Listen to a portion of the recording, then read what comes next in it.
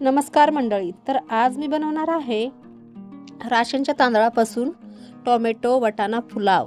तर खूप छान पुलाव होतो आणि अगदी मोकळाफट होतो आणि राशनच्या तांदळापासून बनलेला आहे.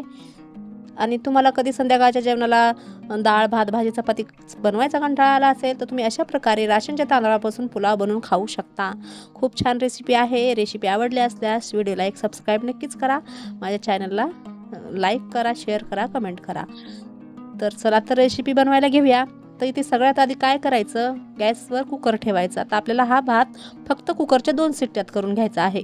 तर इथे कुकरमध्ये मी एक पळी आणि थोडं जास्त तेल टाकून घेतलेलं आहे आणि यामध्ये तुमच्या घरातील जेही खडे मसाले अवेलेबल असतील ते तुम्ही याच्यात टाकू शकता. आता इथे मी एक तेजपत्ता घेतलेला आहे, एक चक्री फूल, थोडीशी दालचिनी, 2-3 लवंगा आणि काळी मिरी.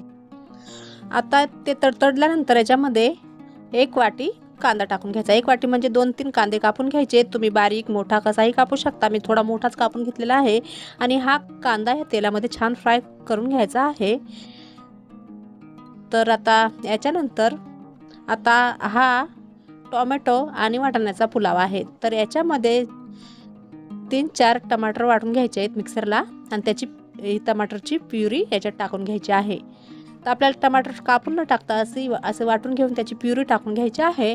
आता ही प्युरी याच्यात टाकल्यानंतर छान तळून घ्यायचं आहे. सर्व मसाले तळल्यानंतर याच्यात टाकून घ्यायचे 1 चम्मच अद्रक लसणाची पेस्ट.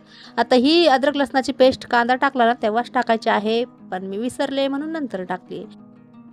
आता ही अद्रक लसणाची पेस्ट टाकल्यानंतर याच्यात 1 चम्मच मिरची पेस्ट टाकून घेतलेली आहे. पाहिजे तर तुम्ही हिरव्या मिरच्याही कापून टाकू शकता. आता हे सर्व छान फ्राय करून घ्यायचं आहे या तेलामध्ये आणि यानंतर याच्यात 1 वाटी भरून वाटाणे टाकून घ्यायचे आहेत. तुम्हाला वाटाणे किती टाकायचे आहेत ते तुमच्या आवडीनुसार. आता याच्यात अर्धा चम्मच हळद टाकून घ्यायचे, अर्धा चम्मच मसाला, अर्धा चम्मच गरम मसाला, तुमच्या घरात जेही मसाले अवेलेबल असतील ते तुम्ही टाकू शकता आणि 1 चम्मच धना पावडर टाकलेला आहे. तर आता हे सर्व मसाले टाकलेले छान तळून घ्यायचे आहेत. तर आता बघू शकता इथे मसाले तळलेले आहेत. आता छान मिक्स करून घ्यायचं आहे आणि इथे मी 2 कप तांदूळ घेतलेले आहेत. राशनचे तांदूळ आहेत. आता त्याआधी इथे ना कोथिंबीर टाकून घ्यायची आहे. अर्धी वाटी कोथिंबीर टाकलेली आहे मी बारीक चिरलेली. आता इथे ना मी 2 कप तांदूळ घेतलेले आहेत राशनचे आणि स्वच्छ साफ करून 2-4 पाण्याने धुवून मी घेतलेले आहेत. तर तुम्हाला कुठल्या तांदळाचा भात बनवायचा आहे हा पुलाव तर तुम्ही बनवू शकता. मी इथे राशनच्या तांदळापासून बनवत आहे. खूप छान होतो, मोकळाफट होतो, वाटणार पण नाही की राशनच्या तांदळाचा पुलाव बनलेला आहे. तर इथे 2 कप मी राशनचे तांदूळ निवडून स्वच्छ 3-4 पाण्याने धुवून घेतलेत आणि ते मी या मसाल्यामध्ये टाकून घेतलेले आहेत. आता हे तांदूळ पण ना ह्या मसाल्यामध्ये छान फ्राय करून घ्यायचे 2-3 मिनटं आणि 2 कप तांदूळाला मी 3 ग्लास पाणी टाकून घेणार आहे. तर प्रमाण मी सांगितलेलं आहे त्यानुसार तुम्ही करू शकता. आता इथे चवीनुसार मीठ टाकून घ्यायचं आहे आणि मिक्स करायचं आहे आणि 3 ग्लास पाणी टाकून घ्यायचं आहे. तर खूप मोकळाफट भात होतो आणि आपल्याला कधी कधी कंटाळा येतो रात्रीचं पूर्ण जेवण बनवण्यासाठी.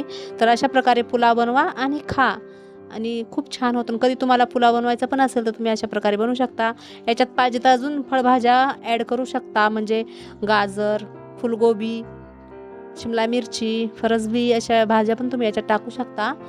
तर इथे मी 3 ग्लास पाणी टाकून घेतलेलं आहे. आता मिक्स करायचं आहे आणि कुकरचं झाकण लावून फक्त 2 शिट्ट्या काढून घ्यायच्या आहेत. आता तुमच्या कुकरमध्ये तुम्ही किती शिट्ट्यामध्ये भात शिजवता त्यानुसार तुम्ही करू शकता. आता इथे मी फक्त 2 शिट्ट्यामध्ये हा पुलाव रेडी करणार आहे, टोमॅटो आणि वाटाणा पुलाव.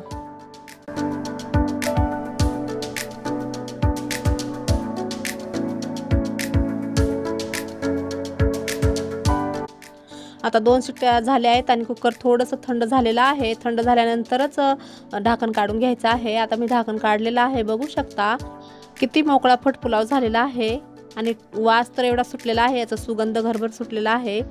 याच्या सुगंधानेच खाऊशी वाटणारा पुलाव झालेला आहे. तर ही कुकरच्या 2 शिट्ट्यात शिजणारा राशनच्या तांदळापासून होणारा टोमॅटो वटाणा पुलाव रेडी झालेला आहे. तुम्हाला ही रेसिपी आवडली असल्यास व्हिडिओला एक लाईक, शेअर, कमेंट जरूर करा. माझ्या चॅनलला एक सबस्क्राईब नक्कीच करा. चला तर भेटूया परत एका नवीन व्हिडिओमध्ये नवीन रेसिपी घेऊन. बाय. जय महाराष्ट्र.